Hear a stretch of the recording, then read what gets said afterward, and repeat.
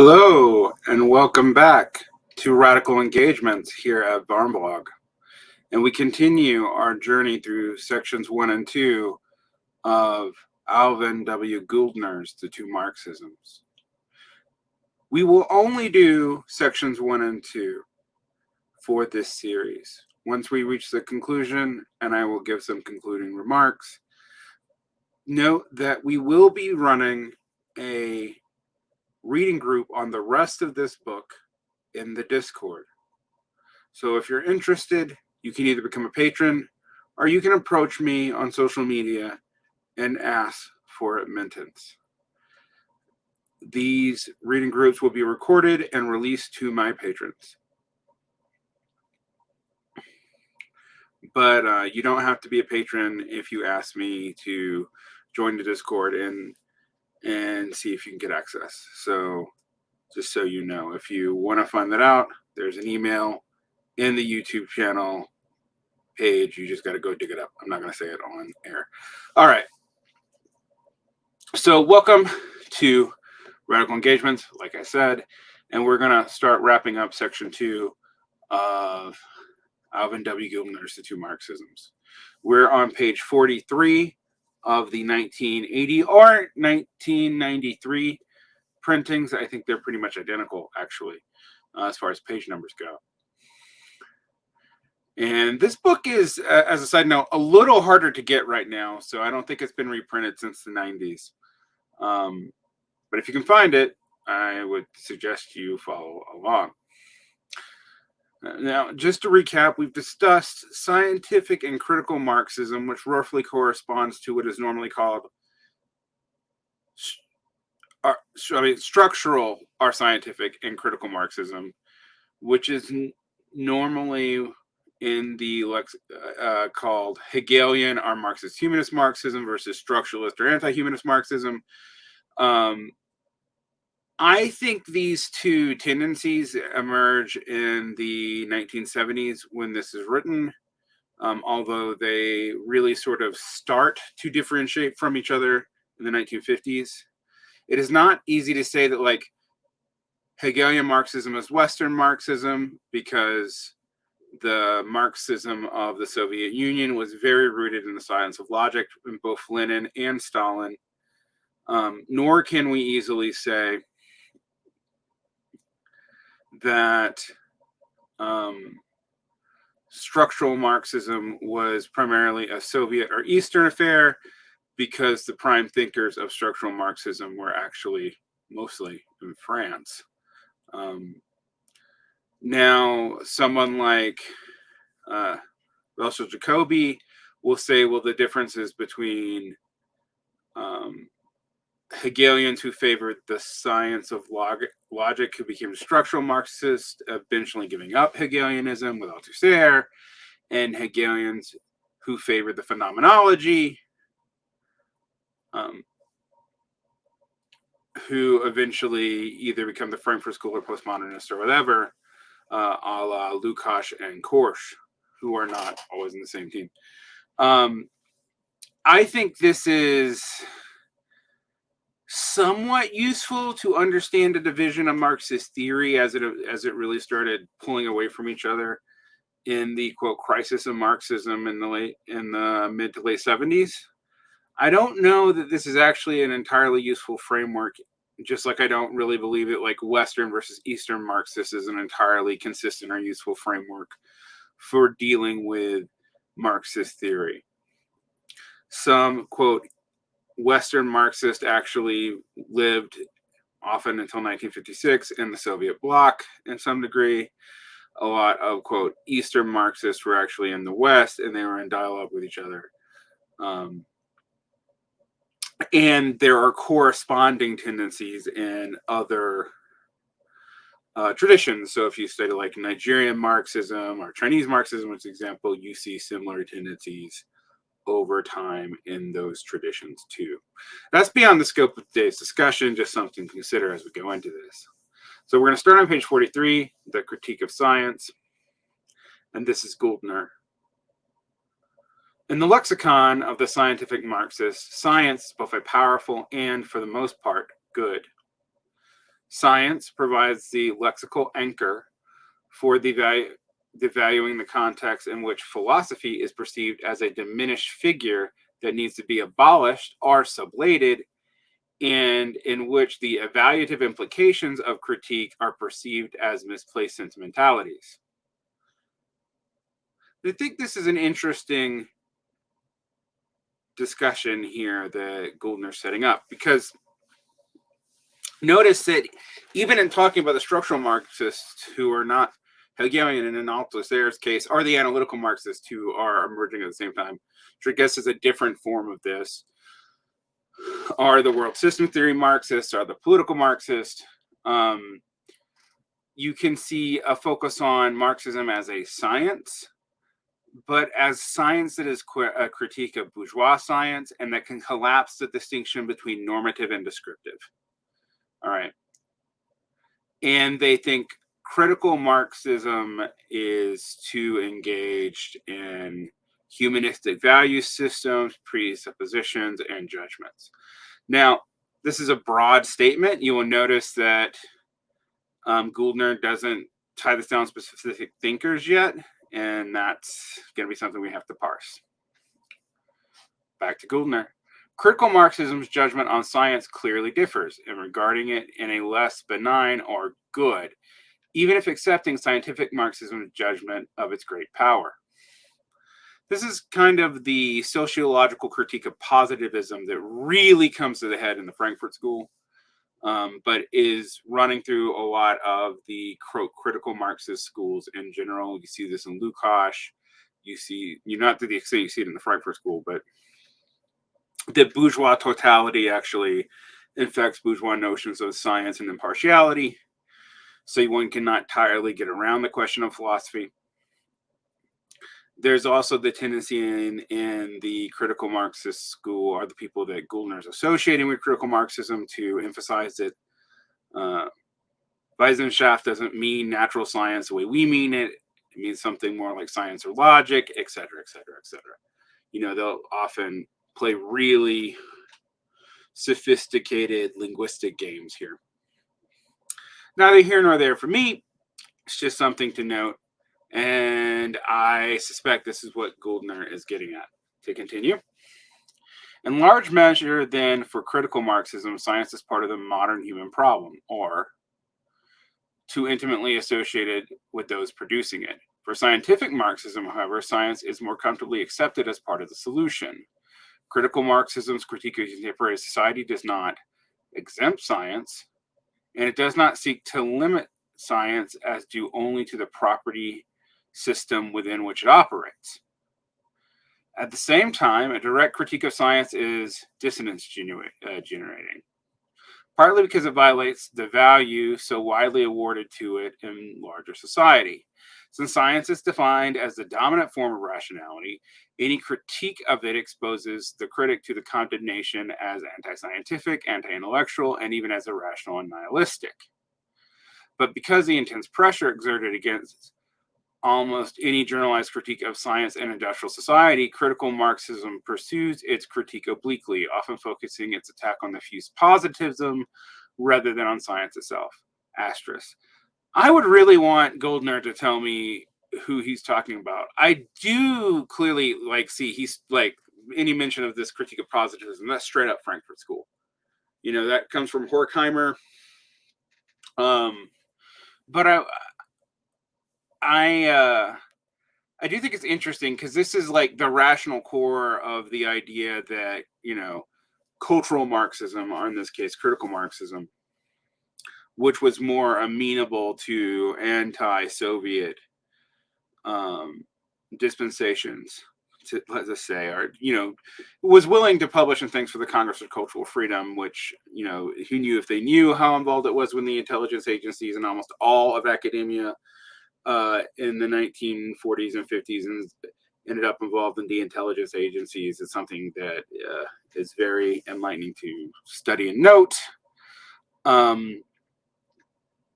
I would say this is what often leads to the, quote, postmodern critique that emerges later. which I don't believe in postmodernism. I don't think it's a coherent thing as a category, but post-structuralism, which comes out of critical theory of the French tradition, takes this critique of science much farther than, say, the Frankfurt School did. Anyway, back to the text. In this, however, what it is basically objecting to is, unlike scientific Marxism, which retains a certain ambiguity about this, it rejects a decontextualized notion of science, i.e., as self-contained, asterisk, or as something outside of the society which produces it. That would be the way that I would phrase that. Back to Gouldner. In short, the critique rejects science as the ultimate form of rationality. For critical Marxism, positivism is a dyslogism, referring to any commitment to science mistakenly presenting itself as autonomous or self-grounded, which fails systemically to raise a question about its grounding. This is Warren interrupting again. So in the Frankfurt School traditions, and actually some other, some of the more Marxistish critical theory out of France, the problem with science is not that science is inherently mistaken, it's that it is within a certain sociological and material confines, which thus limits what it can do. So you can see this in the beginning as a standpoint theory, and one thinks about standpoint theory as articulated in Lukács, which is different than general standpoint theory as picked up by Marxist feminists and feminists in general later on. But that, like, your place in society, you know, the function of for whom and for what in science is really important. And science can't stand above that. There's no singular method which gets it out of its social context. Now, I don't take it as far as even the Frankfurt School did, but I think this is actually a pretty fair argument. It's also not one that I totally think, quote, structural or scientific Marxism, which, remember, Gouldner sees as the same thing, actually totally doesn't accept. So I'll go into Gouldner's thing. And again, so far he's been speaking in broad generalities in this section, which is kind of frustrating because I really do think you need to pin this down to specific thinkers here. Like in the last section, he talks about Lukács as representing the critical, and he's clearly also obliquely referring to the Frankfurt School, and Althusser and the Althusserians as referring to the structural.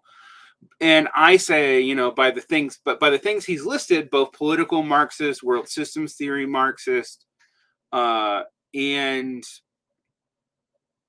analytic Marxism, in addition to Althusserianism, could be considered scientific Marxism in these broad tendencies, and yet they come to radically different conclusions about a number of key things in Marxology. And that's also true for the, quote, critical Marxist, the quote, situationist, the post-ultra left in France, the post-Marxist, the Frankfurt School after its communicative turn under Habermas and Axel Honneth. All these things seem to complicate these as two simple tendencies. Furthermore, I'm not sure that I'm convinced yet, even though I've talked about like warm and cold Marxism and all that these distinctions actually hold before 1940 either.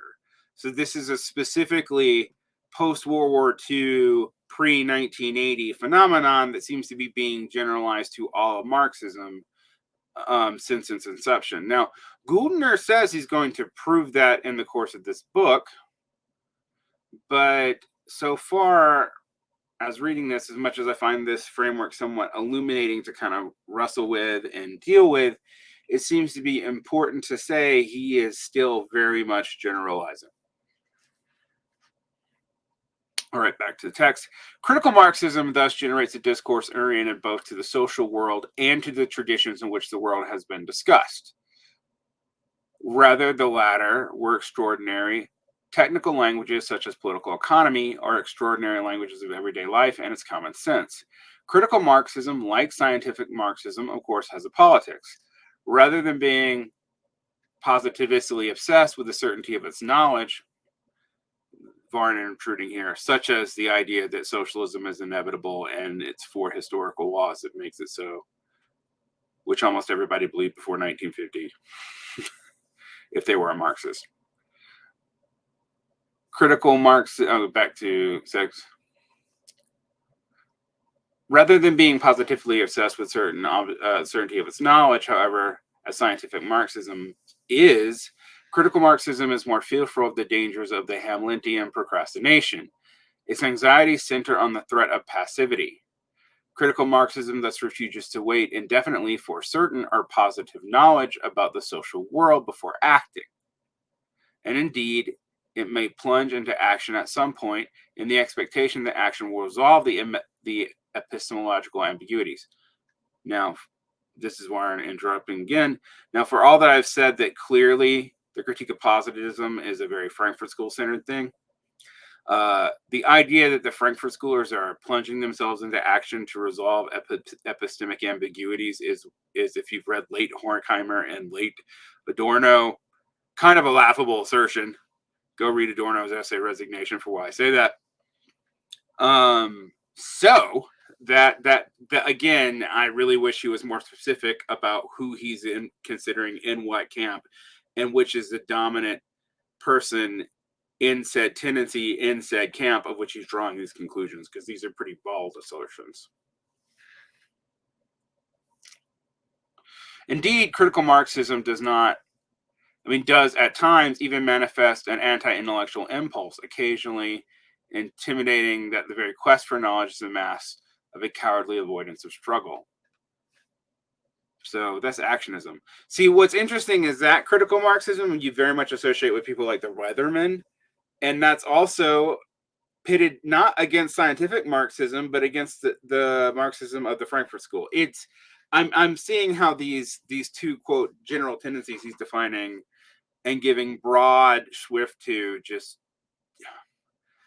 I'm not going to say they don't hold water, but you're going to have to give me a lot more concrete thinkers and evidence that they thought this for me to buy these generalizations, and he hasn't done that yet.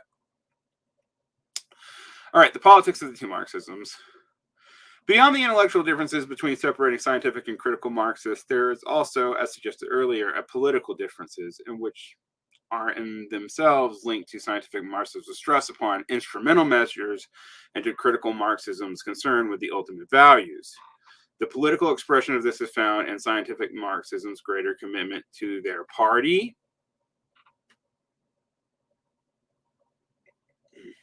and political organization. In short, to the means as such, where critical Marxists make their deepest commitment to a set of values, to the conception, a consciousness, to the inward spirit, are the ends of the revolution as such. Scientific Marxists risk losing touch with the emancipatory ends sought by socialism in the revolution in order to protect the means, the organizational instrument, the party vanguard. Yeah, this is a conflation that I don't know that I buy, that the scientific Marxists are the party, or the politics first Marxist, and critical Marxists are economistic.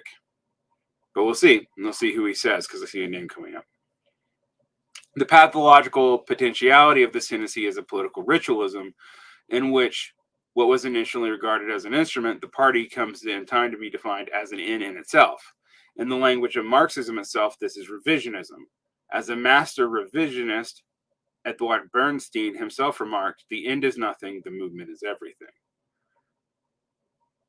Which is funny because the associated with the real movement, or movementism, is not actually associated with the party, but also associated with critical Marxism.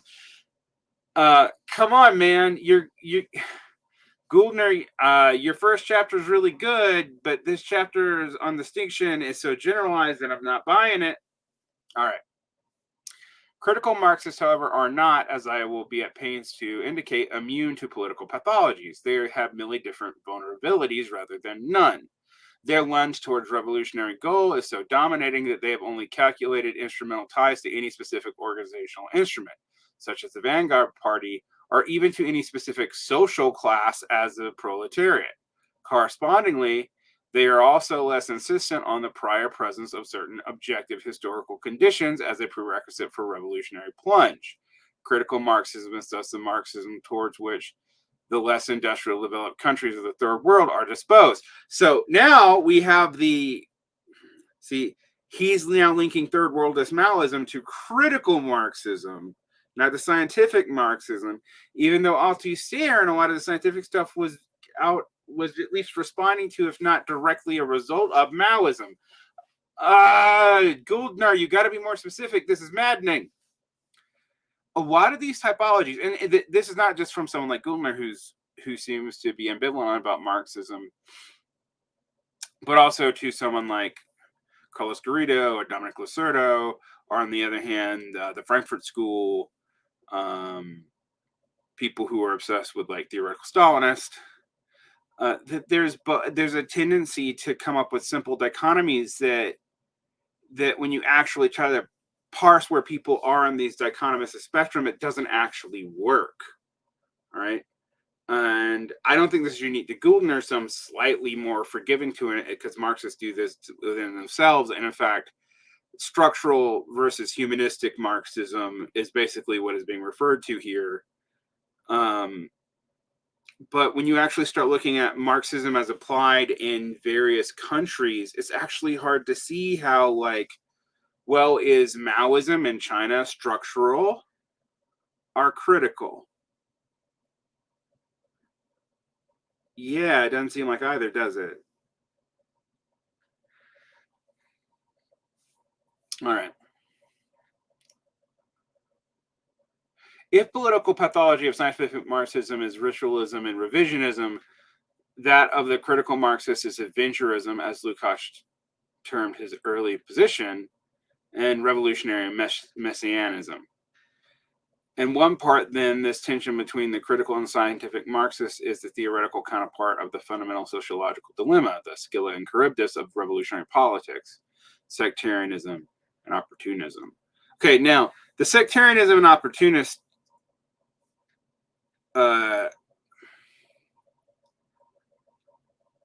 critique is something that I really think about. I think about, like, for me, the two binaries which you don't want to be on either side is you don't want to be too sectarian, you don't want to be opportunistic. I also think you don't want to be too economistic, and you don't want to be too politics first. Politics first end up being voluntaristic to the point of absurdity. They tend to think that, like, the party and a program can overturn even material conditions, although they won't say that. They tend to think that, like, just will and good organization can completely shift current working class prospects and cause a revolutionary situation as defined by Lenin. I'm going to do a nailing it down on revolutionary situations eventually, because I do want to go through that, and it's in the way that was introduced by Lenin. It's kind of a reading of Marx later on, but I have a lot of other series to go through on nailing it down before we get there. So I do think of, like, okay, there's a spectrum between sectarian and opportunist, so you don't want to be on either extreme of that spectrum. And there's a spectrum between economistic and voluntaristic, and you don't want to be on either end of that spectrum, because there is a way in which both of these are so horseshoe. I hate horseshoe theory talk, but one of the things about the hyper economistic or deterministic Marxist is eventually they kind of think that the situation will make it so they will have ultimate political possibility through, like, immiseration or developmental forces or whatever. Those are different mechanisms. Whereas the politics first Marxists tend to be politics first, except when they fail, and then they become good determinists, materialists in response to that. So, and with sectarianism and opportunism, we can definitely see highly sectarian groups acting opportunistically and opportunistic groups becoming sectarian under threat. All right, so there is a real sense in an almost yin-yang dialectical way that one of these can often avert into the other in the same person with the same political thought and the same justifications. All right, let's continue. If each side has a characteristic political pathologies, each side also has its own characteristic political strengths. For critical Marxists, this is in their refusal to submit to what is. They're reluctant to wait indeterminably, their expectation that the time is always right to change the world. that there's always some way to exert pressure against the status quo. Again, hesitant there. This is Varn interrupting Gouldner. I'm hesitant there because we just listed the Frankfurt Schoolers as critical Marxists par excellence. They are the absolute opposite of this kind of voluntarism.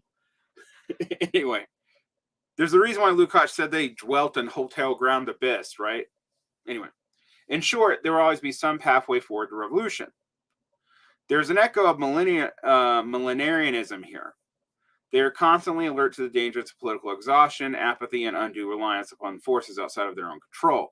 Their political position insists that people count more than technology and weapons, that men can and should do something without wanting indeterminately for other forces to mature. They see the importance of courage and commitment in politics, of consciousness, and of here and now transformation of human relationships. It is in strength, no less than its weakness, that critical Marxism is romantic. It sometimes borders on the macho utopianism, aggressively ready to seize the time.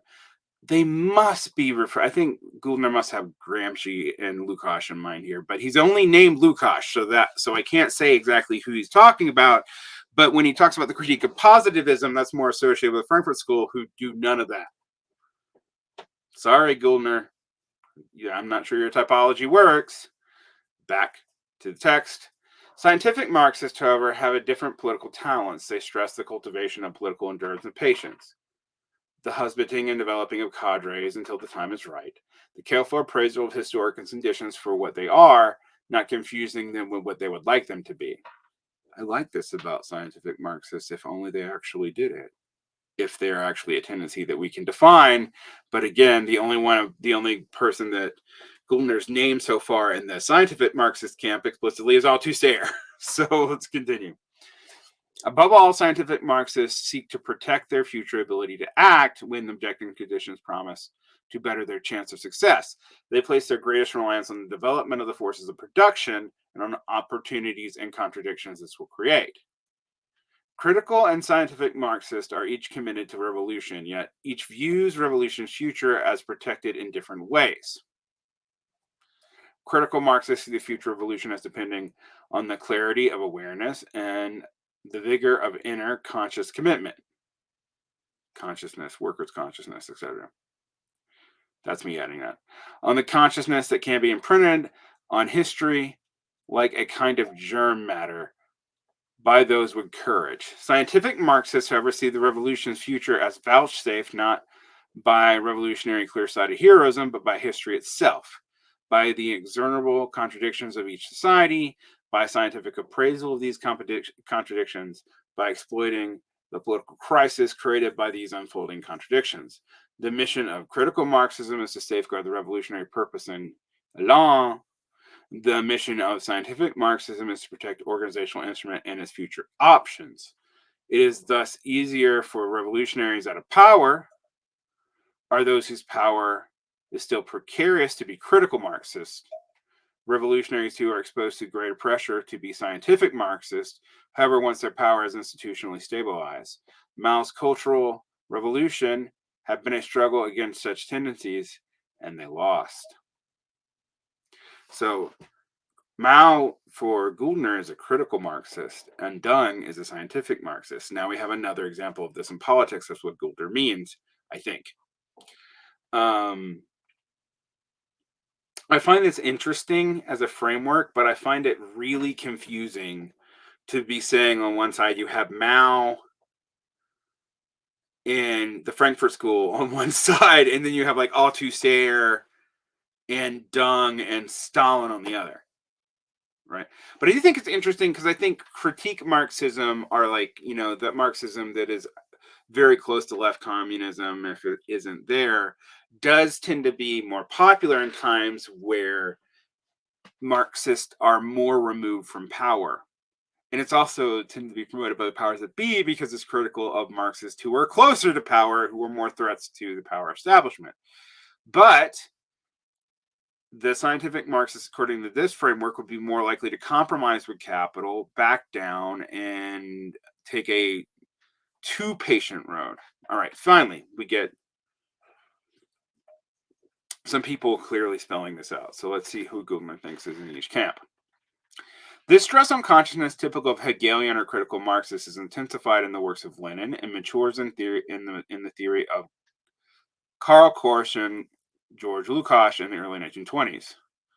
So, okay, Lenin is a critical Marxist, according to you see, when I was talking about see my show with the regrettable century on warm and cold Marxism, which is the Ernst Bloch metaphor for this. Bloch uses warm and cold because he sees these tendencies in the same people.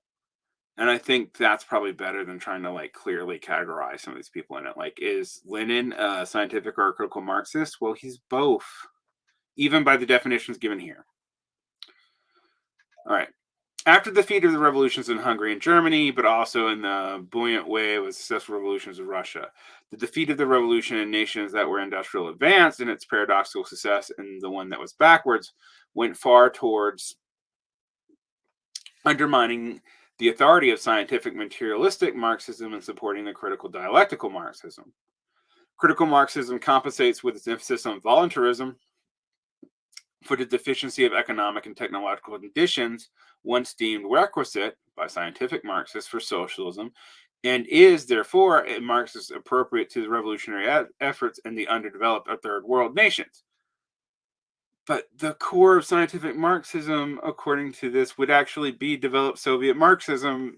Gouldner, I'm confused. Anyway.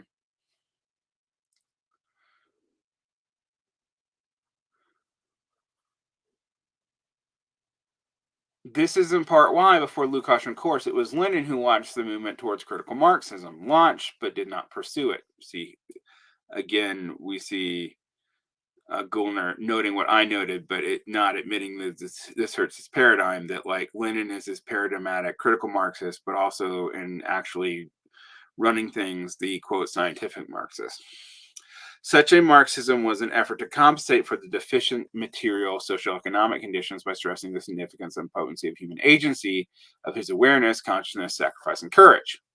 Underlying the consciousness raising of critical Marxists, then, is the inability to rely on material conditions to support its efforts. And more, he has a sense that the natural drift of things is endemical to revolution.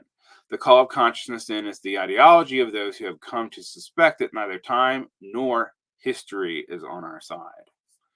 Scientific Marxism, however, confidently relies on social evolution and on the unfolding of certain natural tendencies to fulfill its social expectations. It feels itself aligned with history and nature. Correspondingly, however, scientific Marxism also views objective social structures as those upon which it relies rather than, quote, men and their will and consciousness. Scientific Marxism regards men as products of such structures. Critical Marxism, however, sees men, some men, as producers of social structures. In short, scientific Marxism is sentimented with a tacitly dour judgment on human nature as somehow falling short of history's requirement. It does not rely on people, but on social structures to solve historical problems.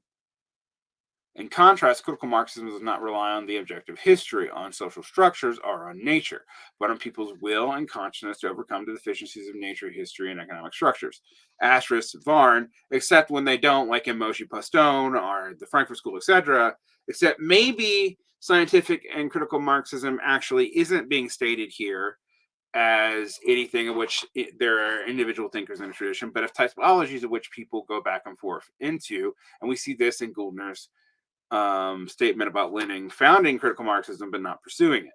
Now, I don't know what to make of this as a framework, because he hasn't said this is an ideal typology. He said this is a description of Marxist tendencies as they exist, but has only given us a few names as to who he's referring to. And then when he applies them to principles, often the principles that he's deducing don't fit what some of the people and the theorists that he's alluding to or even stating actually say. It's not like Lukács had a huge influence on the revolutions in China, although he was likely to have some. All right. Critical Marxism relies upon and seeks to evoke the extraordinary potentialities of men. It holds that people have great difference It is capable of relying on at least some persons, although sometimes only a few charismatic leaders, great men. See, and now this is interesting. So critical Marxism is a great men Marxism associated with like Marxist Leninism, but we already talked about, he said critical Marxism is also the Marxism of people out of power. Which is it, Gouldner? If you were giving me names, I could actually try to reconcile this, our tendencies or text or whatever, but since you're not, you're just stating these as kind of like abstract tautologies. It's hard to say if you're correct. All right, back to the text. Critical Marxism relies upon persons, then is not incompatible with hierocratic elitism. It shares this potentiality for elitism and authoritarianism with scientific Marxism, although the latter's elitism is more merely the meritocratic hierarchy of technocrats, whereas critical Marxism elitism has a more charismatic tinge. Pessimism and optimism in the two Marxisms. If scientific Marxism is characterized by the insistence upon the limits imposed by the world, by the historic density and weight, and thus conceives itself as materialism, critical Marxism celebrates the dialectic and defines social situations in ways maximizing the importance of subjects or actors and of their action, our interaction with the situation. Critical Marxism is thus precisely an activistic theory of praxis in Gramsci's terms. Okay, we finally have him putting Gramsci in the critical Marxist camp obliquely. All right, back to the text. Focused on the shifting dialectic of the subject and object, it is in short the most definitively not a generalizing social science, enunciating immutable laws of social evolution or of connections among abiding social structures that limit, channel, and constrain the actions of persons. Critical Marxism thus defines social reality in ways maximizing the justification for intervening politically at almost any time or place by stressing the indeterminate openness of the situation and the uncertainty of the character of its course. Critical Marxism opens itself to possible effectiveness and potential success of political initiatives.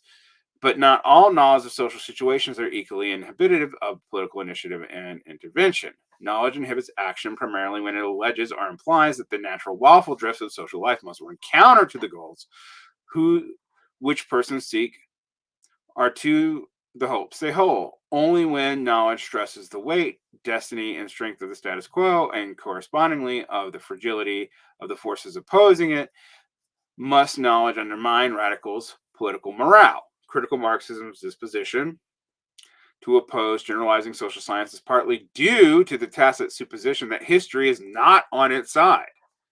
Critical Marxism rejects a generalizing social science, then not simply because of judicious qualms about the inherent epistemological difficulties, but rather because of certain social science specific reports of implications. It's bad news concerning the world in which revolutionary politics must be made. It was Edward Bernstein's bad news about capitalism, that its crash was not inevitable, that was conducted to George Lukács's reconception of Marxism as a method focused on the totality rather than on the sphere of the economic. I think that's important. Now, Platypus Affiliated Society makes a lot of this. Like, they don't talk about Capital Volume 1, and they focus more on the historical constraints.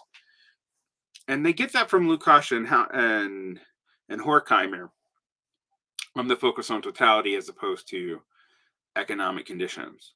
All right. Now, totality includes economic conditions, just like the base includes relations of production. But I've always found both these views, both critical and scientific Marxists, to be focusing on only part of the text and part of the categories as enunciated by not others. Now, I know this is Gouldner's like presupposition that these contradictions are in Marx themselves, and that's why there's these two tendencies. They're both glomming onto things. And I'm like, yeah, but maybe actually Marx's view and maybe even the first and early second internationalist view tied to this has to do with the fact that in Marx both these things are implied and not even seen as separate or opposed things, but things that inform each other and of which different times in history move in and out. All right. Both the critical and the scientific Marxist view, as I see here, has to bracket out certain things Marx says to make their view easier to understand and sell. And I tend to thus, see a problem there. Now, that's also saying that I'm not sure I'm convinced that this framework is actually as helpful as Gouldner thinks it is. Let us continue with section 2, though. Critical Marxism contains a profound ambiguity. On one side, it must limit reliance on objective knowledge of society grounded in generalizing science of society. It stresses the limits of knowledge, doing so thereby allow greater room for political action and will, and thus has an opening towards irrationality. On the other side, however, critical Marxism tacitly predicates a certain concrete knowledge of the social world, which, being dissident with its own revolutionary purpose, is a bad news, which it then maneuvers to discredit on methodological grounds. This is history and class consciousness. What Gouldner is, trying to talk about here is the move between the beginning and end of history and class consciousness, and by Lukács. So, if you read that, what he's describing here may actually make more sense. However, on this side, it is not just critical Marxist rejects the possibility of science of society, but rather it tacitly accepts as knowledge what it experiences as politically as bad news. Critical Marxism structure of sentiment thus has an undertow of pessimism. Aha! And now we can get to the pessimism that leads to Hotel Grand Abyss for Frankfurt School. I bet that is what Gouldner's now arguing. So his argument isn't as incohesive as it initially seems, but because he's not naming names or putting this in a historical timeline, and he's applying this to completely different contexts, such as, China, and also theory in Germany and the United States after 1945, it's very hard to see exactly how one truly corresponds to the other. Scientific Marxism structures of sentiment, however, is more optimistic. Indeed, scientific Marxism will be attractive and accepted in part because its specific generalizations about society and its development are consistent with the hopes for the future. It will be attractive at least to those groups whose hopes for the future are consistent with its reports about the social world. History is here experienced objectivistically, as apart from us and our doings as something with which one is allied. History is not human making, it's something that humans just kind of get on the train of. Thus, socialism is inevitable. That's foreign talking. When what is seen as history is viewed as legitimizing and ensuring one's political project, the epistemological grounding here of these reports is less apt to be problematic. One does not then call for their critique from a standpoint of method. So much of this is aimed at Lukács. Anyway, continuing. Correspondingly, this means that scientific Marxism would be dissident with the politics of those for whom it did not bear glad tidings, but rather bad news. Of those, that is, whose revolutionary aspirations it did not support, but who nonetheless persist in their revolutionary project. Scientific Marxism and revolution have been sundered because the will to revolution persists in certain places and among some to whom it offered little hope. Rather than relinquish their politics, they exert pressure to redefine their theory, that is, to surrender scientific Marxism and to substitute it for critical Marxism. Dude, your paradigm is doing a whole lot of work, and yet you have to prove your paradigm exists, Gouldner. Just saying. All this was accomplished, however, not by openly opposing Marxism, but rather by the discovery of a true Marxism. This true Marxism is claimed to reside in the hitherto unknown, only recently available works. This is the whole Marxist humanist obsession with the early Marx, Grundrisse, the economic manuscripts of 1861 to 1864, a lot of the current readings of the Mega 2, etc. Although, to be fair, I'm not sure that this division actually applies at all. Even if it was true in the 70s, which I'm not sure it was even then, it's hard to see this breaking down so cleanly today. Anyway, back to this.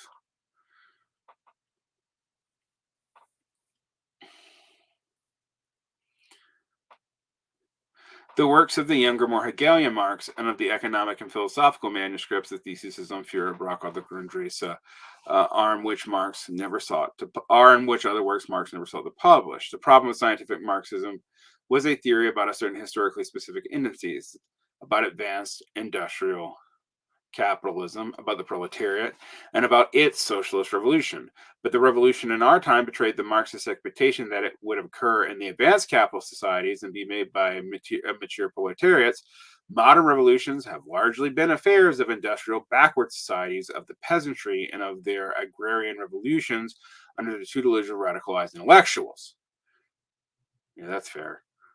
Critical Marxism was a response to this unexpected development, serving to bridge the gap between the industrial backwardness of the quote third world and the persisting vision of socialism. As I shall later show, however, this is not to say that critical Marxism is produced by underdevelopment.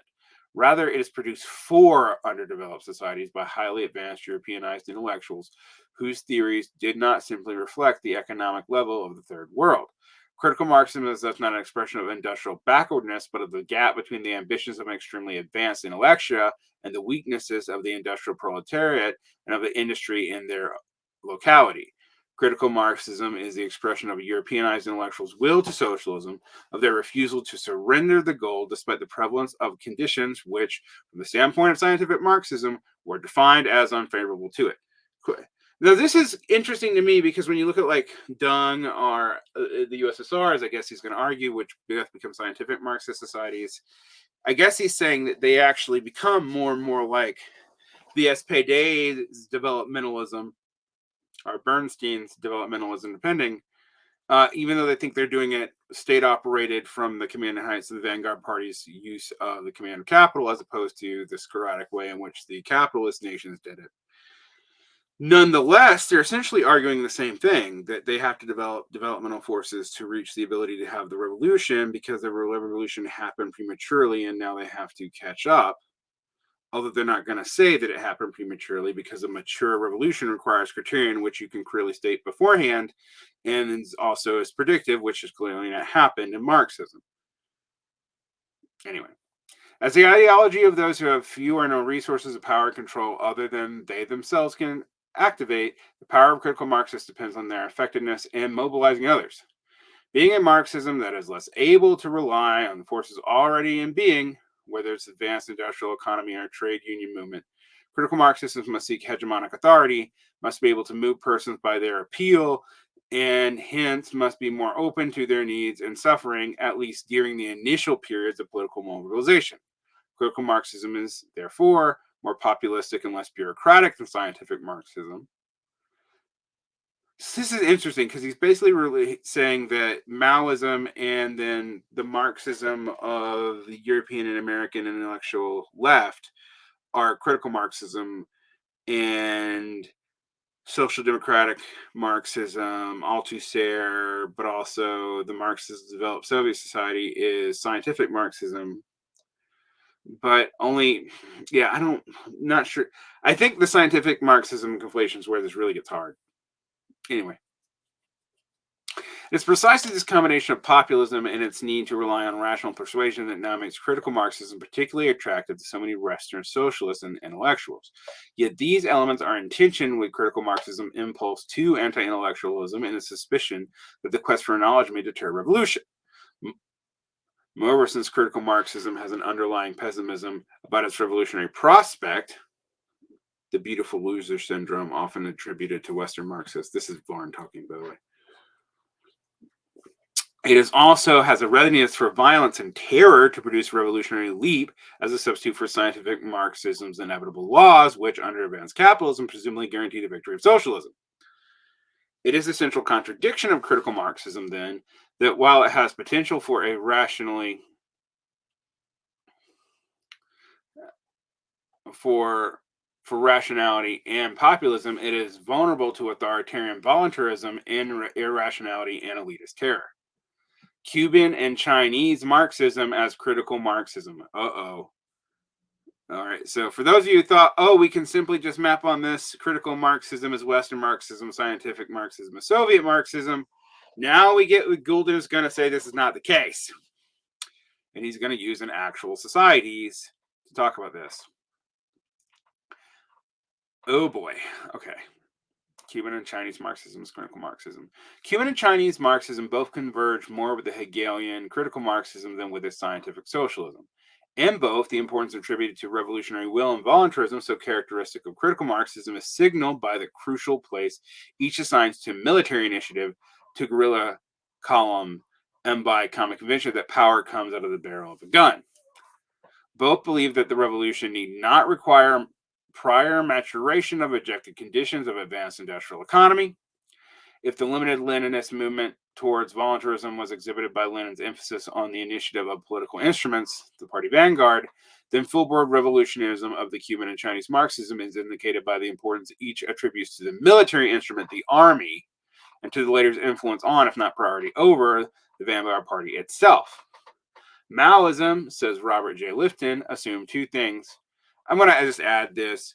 A lot of the divisions that we now talk about in Maoism, Marxist, Leninism, Maoism, Mao Zedong thought, Marxist internationalist Maoism, Maoist third worldism, this not Marxist internationalist Maoism, they actually develop, and like these things as thoughts outside of China actually develop in the late 70s. And actually, you know, the whole post-Mao death and then the way the Sino-Soviet split really breaks up Latin America plays into that. And so when people generalize about Maoism in the early 70s, I always take it a little suspiciously because this is a time in which Maoism is really becoming many different things. Anyway, Maoism, says Robert J. Lifton, assumes two things. First, it views the human mind as infinitely malleable, capable of being reformed, transformed, and reified without limit. The second is a related vision of the will as all-powerful, even to the extent, in his own words, his being Mao, the subjective creates the objective. Much the same may and has been said of Castroism. In Converging Analysis, Richard R. Fagan stresses that the style of the Cuban revolutionary politics was crystallized by the guerrilla experience of the Sierra Maestra during the 1958-59, whose enduring legacy was voluntarism, egalitarianism, and ruralism. Voluntarism, Fagan indicates, refers to the expansive sense of efficacy, competence, and personal power generated during the guerrilla period, and denotes a philosophy which conceives of human will to be the dominant factor in the experience and thus history. Whether Cuba's voluntarism derives from or was generated by the guerrilla period are, as seems far more likely, to Gouldner. Whether it was also preceded it and was an underlying consciousness that allowed Castro to launch guerrilla warfare, it is a secondary point. The essential consideration here is that voluntarism is surely a salient feature of Castroism and a central symptom of its convergence with critical Marxism. It is, however, a salient but not distinctive feature of Castroism. I would also go on to say the same about two other components Fagan deems distinctive of the Cuban-style revolutionary politics, ruralism and egalitarianism. They are distinctive only in that they are set apart from the political models consistent with scientific socialism, but that they are certainly not particular to Cuba. Also, the same triad of voluntarism, ruralism, and egalitarianism is characterized by Mao's Marxism. Fagan's analysis suggests that egalitarianism of Cuban socialism was accentuated by the experience of shared danger and shared struggle, characteristic of military brotherhood. Thus, the experience affected by the participants' ideas about the character of a good social order, which they subsequently sought to reproduce in society at large, and thus their notion of political method. In short, and to reverse Clausewitz, politics has become a continuation of war by other means. It may be that insomuch as the military brotherhood becomes a societal paradigm that helps explain how egalitarianism can be associated with decision-making concentrated at the top and with strict control over dissent. Quote, in Cuba, a radical economic, social, and cultural egalitarianism is married to an authoritarian hierarchical decision structure. The stress of men in combat frequently generates informalities, mutual reliance, and a sense of shared fate without, however, actually changing the formal hierarchical social structure of the military unit and the differential authority of officers and men. As battles and dangers are received with victory, the informal egalitarianism gives way to an abiding formal hierarchy. Cuban, and as I will indicate, Chinese volunteerism also is associated with, in the manner characteristic of critical Marxism, with a stress of the importance of consciousness and awareness.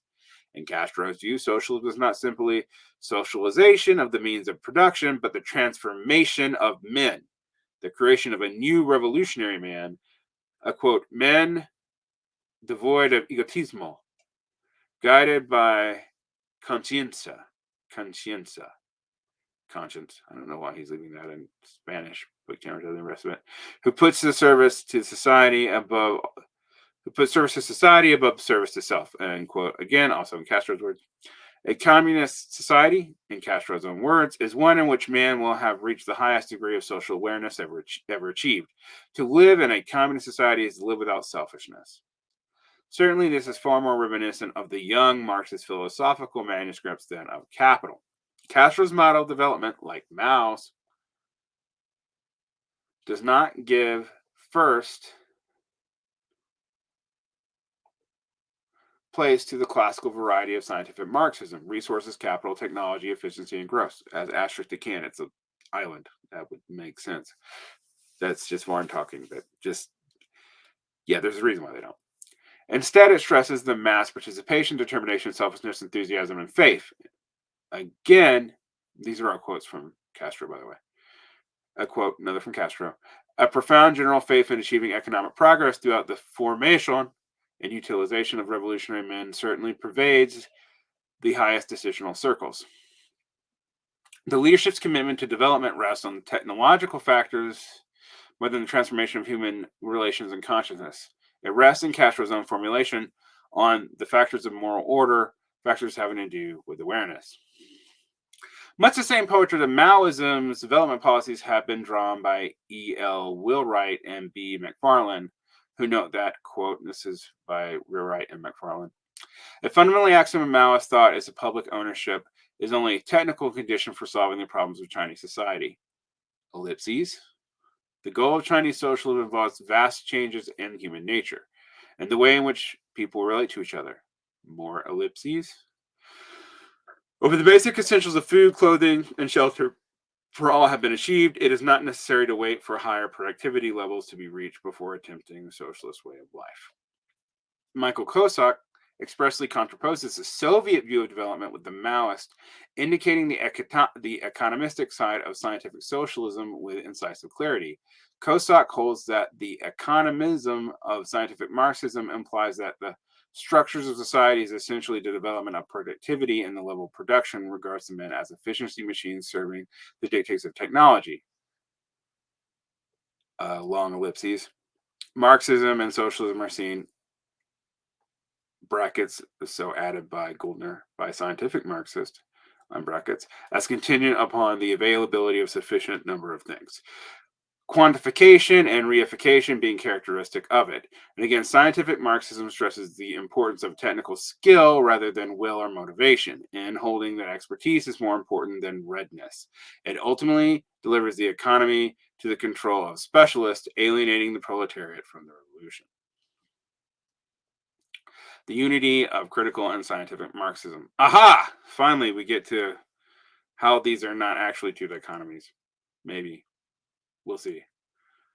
The critical and scientific Marxist each opens a space for each other by reason of its own characteristic limitations. Scientific Marxism typically focuses on necessity of internal contradictions and of a capitalistic economy that inevitably doom it. Since transformation of capitalist society into socialism is seen as taking place via an inevitable economic catastrophe, scientific Marxism fails to develop a political theory which explains how the working class would struggle for and seize power in the state.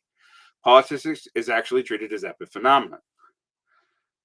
As a side note, I think Jared Baxter talks about this in the middle-aged Marxist conceptions of revolution as a problem, that you have a harder problem explaining politics in later Marx, which is the Marx supposedly favored by scientific Marxists. Back to the text, back to Gouldner. Scientific Marxism fails to develop a political theory which explains how the working class would struggle for and seize power in the state. Politics is treated as an epiphenomenon, as a falling automatically into line with changes in the modes of production. Asterisk. Yeah, this is why I consider analytical Marxists political Marxists, and no different than Stalinistic developmentalists, despite the fact they claim not to be. And the reason why is they also treat politics as epiphenomenal. So, yeah. Back to the text. As falling automatically in line with the changes in the modes of production. The mature development of which need only to be capped by the capture of state power in order to establish socialism. The vision of scientific Marxism. thus, therefore, omits any clear indication of the rational preparation and political organization required to produce socialism. Scientific Marxism, then, is a kind of political utopianism, which assumes that political conditions and effort requisite for socialism will somehow arise from the maturation of capitalism's economy and contradictions. Asterisk. This is what I was saying, that these two things keep on turning to each other, but I just found that, if you accept Gouldner's theory, he actually agrees with me that they do. This automatic evolution of the economy rather than the determined struggle, discipline, effort, and will of the people suffice to produce socialism. If, however, this economic revolution will yield socialism, inevitably, there is no reason why anyone should exert, much less sacrifice themselves for it. And it is as if soldiers at the front had heard the war was soon to end and the enemy was shortly to surrender. Under these conditions, few will be inclined to run risk. In short, scientific Marxism has an ambiguous consequence. It leads adherents to wait for the unfolding of the inevitable, producing a certain passivity, and yields an evolutionary parliamentary socialism, even as the guarantor of victory provides and sustains hope. Scientific Marxism generates just those difficulties to which critical Marxism, with focus on voluntaristic struggle, is a precise response. It is scientific Marxism's disregard to the political instrument and into its political utopianism that in part fosters critical Marxism, which minimizes the importance of prior economic development for socialism, its own economic utopianism, which in turn opens a space for scientific Marxism.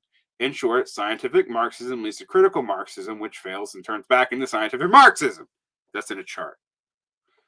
Thus, they are in tension. The two Marxisms constitute a dialectical unity of opposite, each contributing to the development of its adversary. Critical Marxism, like Critique in general, judges political and social systems can be something other than it is now, and that is an effort involving struggle, discipline, courage, and consciousness, which ought to be made to close the gap between the system, what the system is and what it could be. But to call for the closing of this gap is to invoke morality, implying that there could be, should be. To make a critique of something is thus to state its limits in the terms of a set of values. A critique implies, if it does not state outright, what is ought to be otherwise. Yet, what are the grounds of which this morality, this ought, is itself justified? Marx argued that moralities and ideals were the disguises of egoism of class interests, that the ruling ideas were the ideas of the ruling class and the instruments of their hegemony. No reason then to consider them binding. But what reason is there to believe that the ruling class's moralities are any more egoistic than any other set of ideals and values? Are not all moralities instruments for pursuing some group's interests? Indeed, one of the young Hegelians, Max Stirner, argued just that, relativizing all values, declaring them all lacking in validity, and asserting that all were camouflage of will, disguising someone's egoism and self-interest under the banner of universal morality. Socialism then simply becomes the egoism of the proletariat, or whatever class is behind it. The values underlying it are thus specious as those underlying the hegemony of the ruling class, especially disguising and reflecting class needs. In short, critique and critic expose the limits of others without being aware that they too share the same kind of limits. If this situation is allowed to stand, what has been generated is a relativism of all values and an unrushing nihilism in which moral claims are seen as equally selfish, as possessing no intrinsic merit, justifying the choice of one over the other. Critique and critical Marxism then require a value grounding for choice and for the criticism of what is, but they do not actually have one. Asterisk, and I think this is what he's going to argue is why that critical Marxism, if it doesn't turn back into scientific Marxism, I think Gouldner is going to imply that it leads to something like postmodernism or post-structuralism.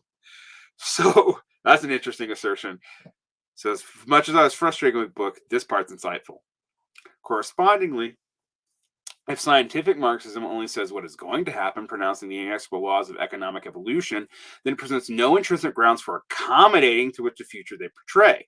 For although death too is inevitable, it is commonly resisted and put off. Scientific Marxism does not embody grounds for accepting what it holds to be economically ordained. Its enemies will continue to oppose it, while friends who believe in its predictions may wait complacently for the happy event to come about. Correspondingly, critical Marxism provides no justified grounds for rejecting the present. Thus, neither critical Marxism nor scientific Marxism justify their commitments they seek. Scientific Marxism sought non moral grounds, grounds on the necessity of certain developments to justify commitments it sought, premising the unnecessary poverty deserved to be opposed, and thus changes which historically necessary to deserve to be made. Thus changes which were historically necessary deserve to be made. Necessity becomes its morality substitute. Yet the question remains, why should anyone accept, yet alone actively support what is necessary? Why oppose unnecessary poverty? Question mark. People who do not accept death despite its necessity. People do not accept death despite its necessity. One response is that it does not matter whether one person actually accepts and hence works for what is necessary, since being necessary, it will at any event occur. That is precisely the implicit logic by which scientific Marxism is conductive to a passivity which triggers critical Marxist activistic voluntarism, which, lacking a foundation for its morality, in turn triggers a search for a moral grounding for which scientific Marxism claims to be the inexorable necessity of its economic laws. The cycle is thus complete, each Marxism generating its adversary. Yet, why is it assumed by Max Stirner and others that persons' collective arrangements made by men in society are in their smaller groups did not suffice to form a morality that bound them? If men are the source of values, why can they not make values that bind and lay effective to claim allegiance? On what assumption was this ruled out? It was assumed that the decisive interests that persons have are always partisan interests. If decisive interests are egoistic, then men can change their ideals as their circumstances change, revoking or de-authorizing tomorrow what they had invoked and authorized today. But if emphasis is placed on mind as mere epistemology, in which the mind simply reflects what is, then the focus shifts from the morality to the cognitive. Attention is given over not to the question of how men made their commitments, but to the social forces that shape them. Justification is supplanted by sociology of knowledge. Scientific Marxism's mere epistemology tends to divert attention from what ought to be to the question of what is. On further assumption, the people alone can and should decide what is good. They alone are sovereign, and that ought to be nothing limiting their choices. Any existing set of ideals is continually open to challenge in the name of, quote,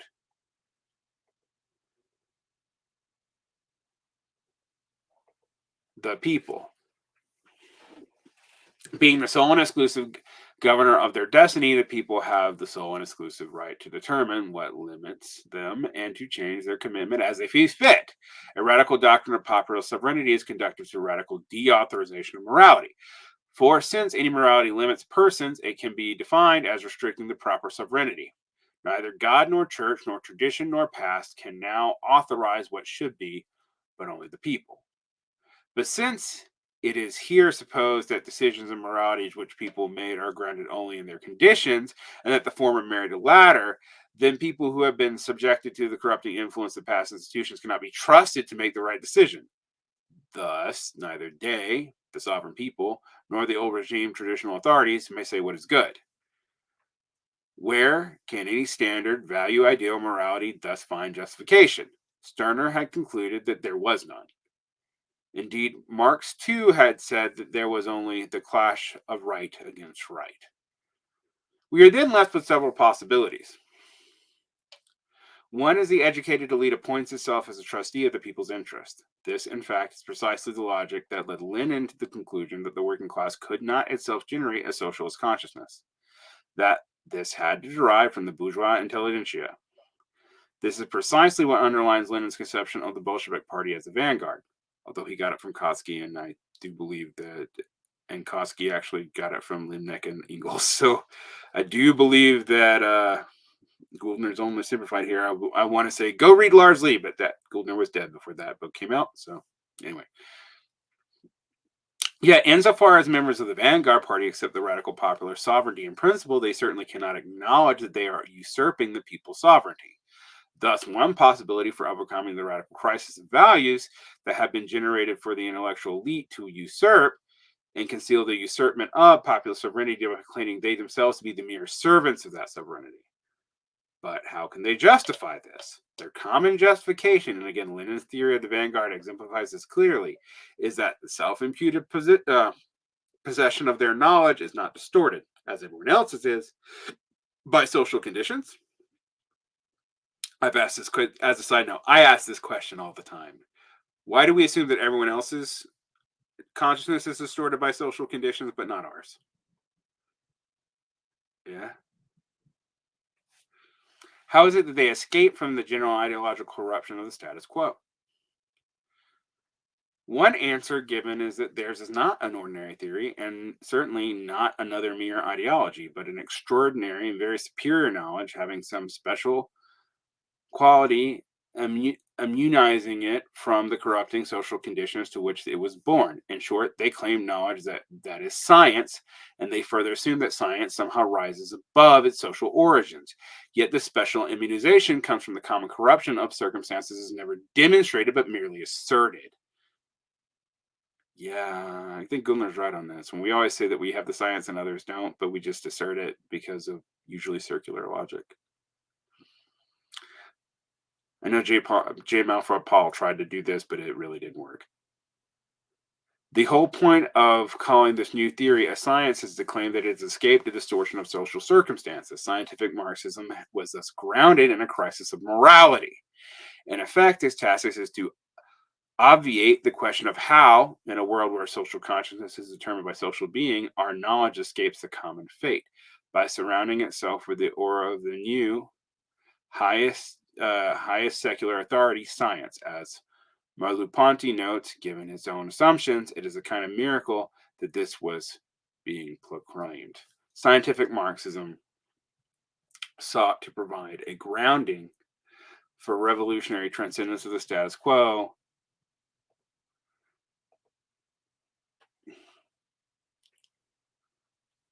the same way that Auguste Comte's positivism sought to mend the rift in the status quo. Being certain our positive science, according to Comte, would induce a consent and produce consensus, relieving rational men of the problem of moral choice. Marxism's own effort to find a ground for decision, however, ends in the conclusion that moralities are unnecessary sentimentalities. For it, the question of how to criticize the world without grounding a value position is answered by replying that one is not criticizing the world, one is simply relying on the impersonal laws of history and not on morality or ideals. Interestingly, as a side note, I said that the analytic Marxists are scientific, but they actually do insist on this point that the claim that Marxists make that their value judgments are actually scientific facts emergent from contradictions in the economy and not value judgment. Both Cohen and even Parswowski and Romer all agree that that doesn't work, that it is actually a moral choice. All right, back into this.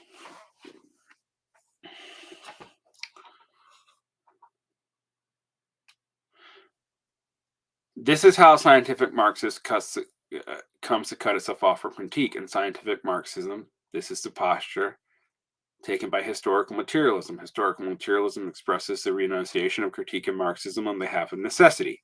Once committed to necessity, however, it needs to know, and to know with certainty, what is becoming. Otherwise, there is no necessity to which it can consent.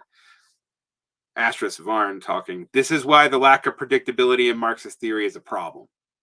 When you are making these claims of normative judgments and then your normative judgments don't happen the way that you proclaim them, your scientific theory has no predictability, meaning that it seems ad hoc and thus is not really science in any meaningful sense. It can't be reliably used to predict future events. It can only be used to post hoc explain prior ones, which means that its utility beyond an interpretive lens is highly limited. Science is not supposed to be just an interpretive lens, and thus you see the problem.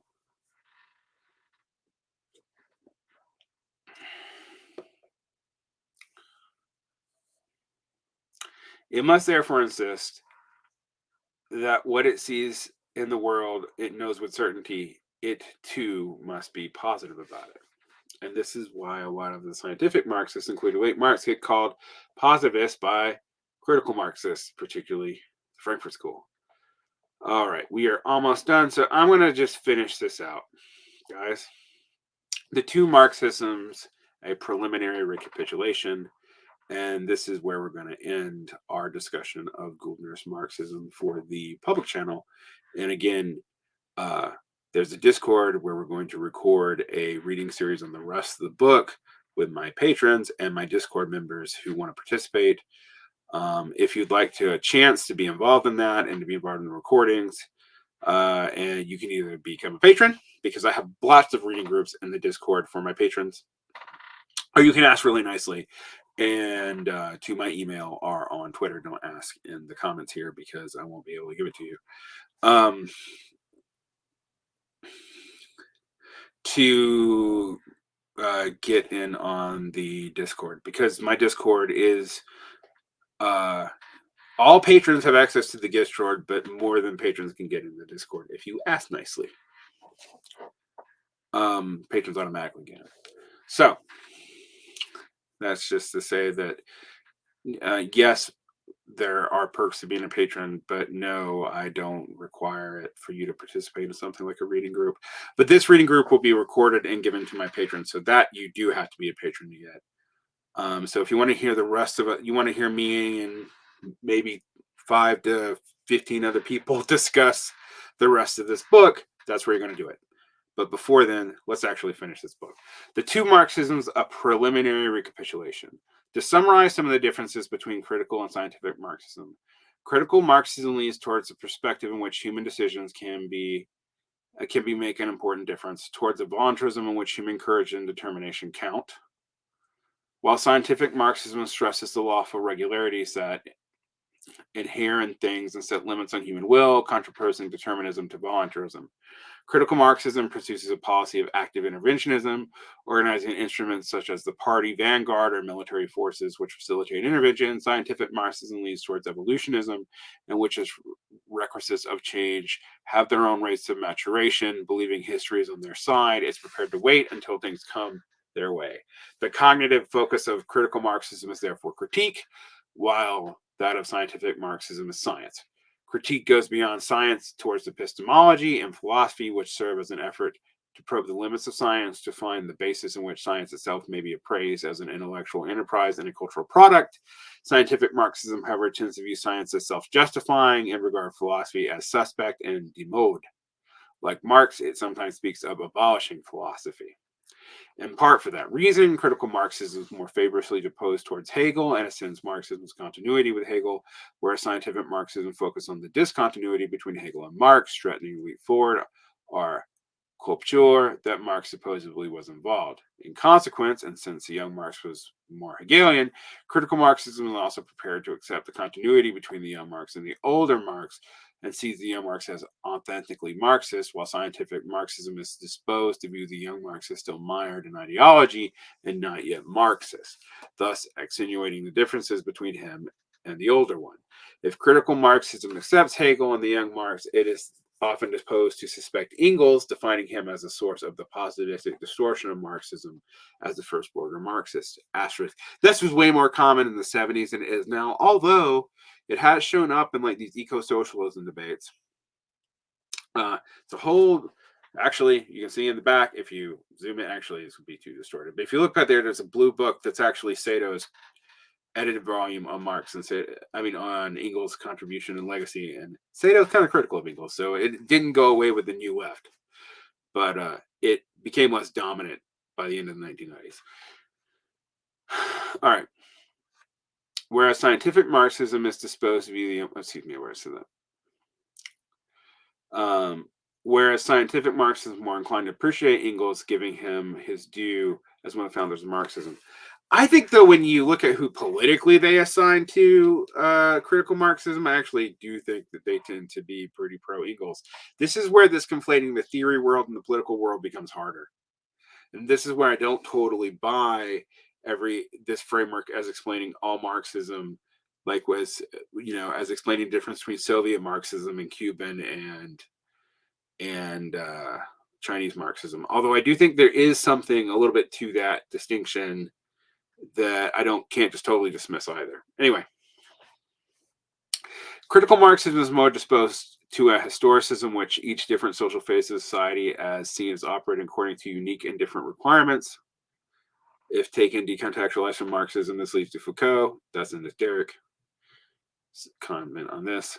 And it stresses society's organic character as a special totality. Scientific Marxism is more disposed towards a structuralism, which sees the social totality is viewed as a conjunction of abiding elements, which transcended its values in time and space, and thus towards an atomistic and mechanistic character. For scientific Marxists, life is a game always played off with essentially the same pieces, although they are arranged differently and in different societies and form different structures.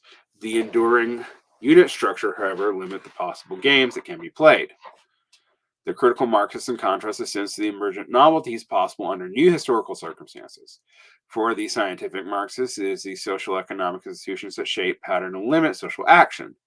It is these interpersonal structures that are, for him, the true actors. Scientific Marxism is thus decentered. The focus is no longer on the central role of the persons, but on the encompassing structures and roles within which the persons play their part, and thus tends to de-emphasize the importance of alienation insofar that it is understood as grounded in human nature. Contrariwise, critical Marxism views alienation as grounded in human nature, which resists crippling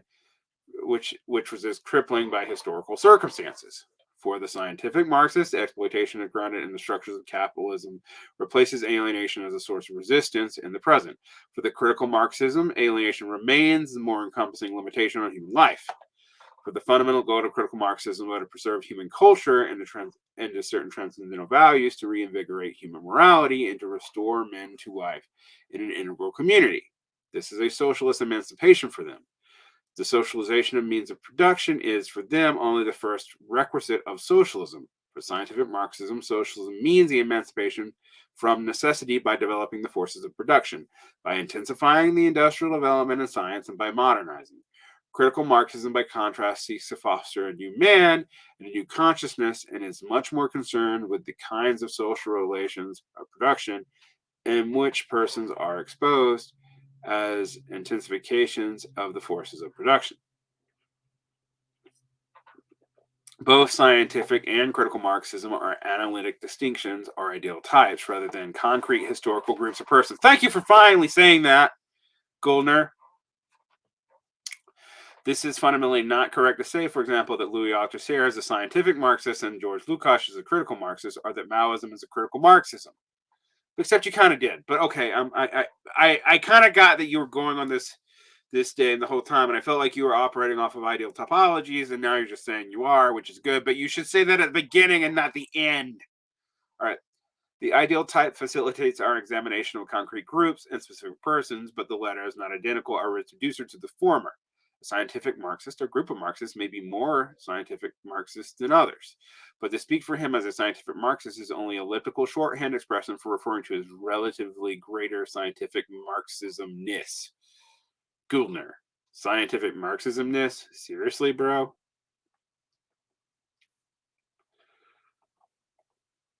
All right. Thus ends our discussion for the public channel of Gouldner's two Marxisms. There's lots here. And Gouldner actually does eventually concede a lot of the points I make. These ideal types aren't found in any one person, but also makes them suspect as ideal types. I do think that this cluster of tendencies he's broadly describing both emerge from each other and actually do exist. But in any one thinker, they're going to go back through this cycle all the time. And there's going to be counter tendencies of scientific and critical, as defined here by Gouldner, in any Marxist group and in any Marxist at any given time, which means it's both useful and not useful simultaneously. It's definitely not predictive. It's kind of a way to see one cluster of tendencies against another cluster of tendencies and how they reproduce each other in the Marxist. Now, one thing I admit, what I like about Gouldner is trying to apply this kind of Marxian style analysis and logical immanent critique to Marxism, which I think is not something we should rely on anti-communist or anti-Marxist to do, but it's to be something we should do to ourselves. because the one thing we don't want to be is use our theory to be self-flattering. All right. For those of you who are interested, like and subscribe. Come down, visit us in the Patreon, or ask to join the Discord, because we are going to be discussing this book there more behind the paywall. Are by request. If you ask really nicely, I tend to, I'm not doing this all for the money, so you can go do that if you'd like. For those of you who want to be reminded what's behind the Patreon, you get once a month, you get a Q&A now featuring Jordin Dubin with me, so that I don't just talk to a camera and yell at people all day. You get the audio version of everything, the solos, the nailing it downs, my past archive. There's times where there's literally something to listen to every day if you want to. You don't have to, but it's there.